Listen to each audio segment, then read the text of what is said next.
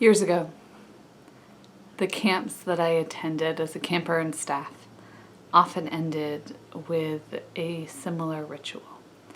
Everyone who was present would stand together in a very large circle, and a ball of string would be passed around until everyone held a little bit of the string. Then there would be a conversation about this circle that had been precious and holy and given us this week of camp together, that would be no more and would not come back together again. As that conversation happened, the yarn was snipped until each person held only one part. We were reminded that we might come back to this place, but it would be different. The circle would not come back, but the gifts that were given us from the circle would be with us. And so those pieces of yarn left with those who had been present for the week. It would be enough. That ritual tended to make me cry. But as I think of it now, it's true of more than just a week at camp. There is so much that is ephemeral in life and church. Time marches on and it changes everything.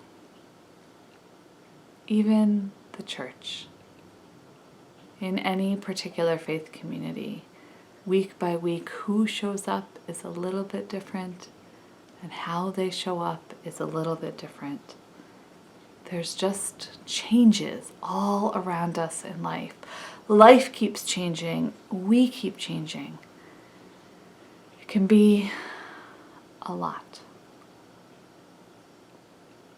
That's why we are so desperately in need of something to steady ourselves on. A steadfast foundation, like a rock in the midst of shifting sands. Our faith says that God is such a being, one whose steadfast love endures forever and ever and ever. The rock on which we can build a steady life, the one who is with us when nothing else can support us. And so in our life of faith, we have rituals to help us remember to steady ourselves on the divine who is always there, always sturdy, and always able to pick us up. The first of our rituals is baptism, whereby we welcome people into the community.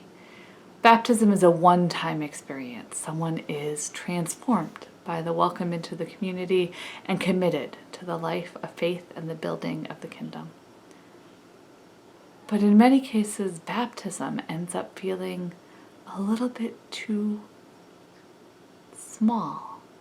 Because as life changes, it feels like the person who was baptized was from yesterday, and here I am today, and I need something more. And that's where communion comes in.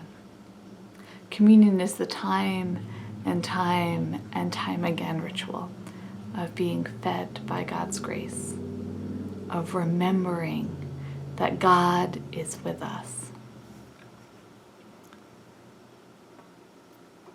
It's probably too easy and too common to use the metaphor of spiritual hunger, built on the idea of physical hunger, but to forget the realities of physical hunger and malnutrition. Our Bible tells us that it happened from the beginning. Early faith communities would gather for communion, which was at that time a meal, and everyone brought with them what they would be eating for the meal. So those who were wealthy ate a feast in front of those who were hungry. And Paul says that wasn't okay. This may in fact be part of why our meal now is so small and symbolic.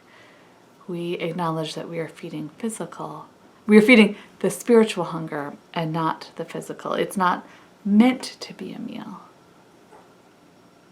But physical hunger exists too.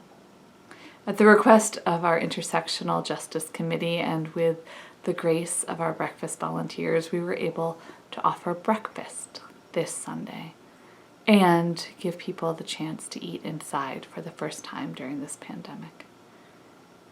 There were many in our community who didn't think that we could celebrate World Communion unless we were responding to physical hunger within our own community. And because we aim to remember those who are living with hunger, the elements that we are distributing for this Sunday are the same that we have been giving to our breakfast guests all along. Day-old bagels gifted to us by a local community business, and juice boxes. Today, the symbolism that we share together is the reunification of physical and spiritual hunger as we receive the gifts that remind us of God's steadfast love. We unite ourselves with those who are hungry. I'm not really sure these were ever meant to be apart.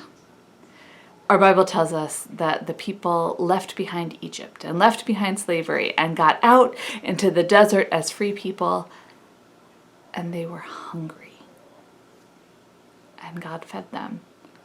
And then they wanted a wider diet, and God fed them. The communion table is symbolic, it is metaphorical, and it's real. God's work in the world is aimed at providing sustenance for all people, spiritual and physical.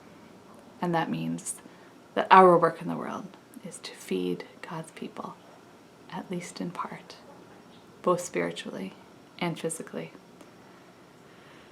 And as the world changes around us, God's steadfast love endures forever and steadies us for the work that needs to be done.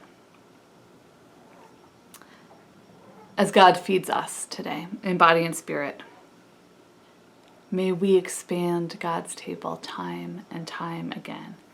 May we be moved in all the ways we are able to feed others because we have been fed.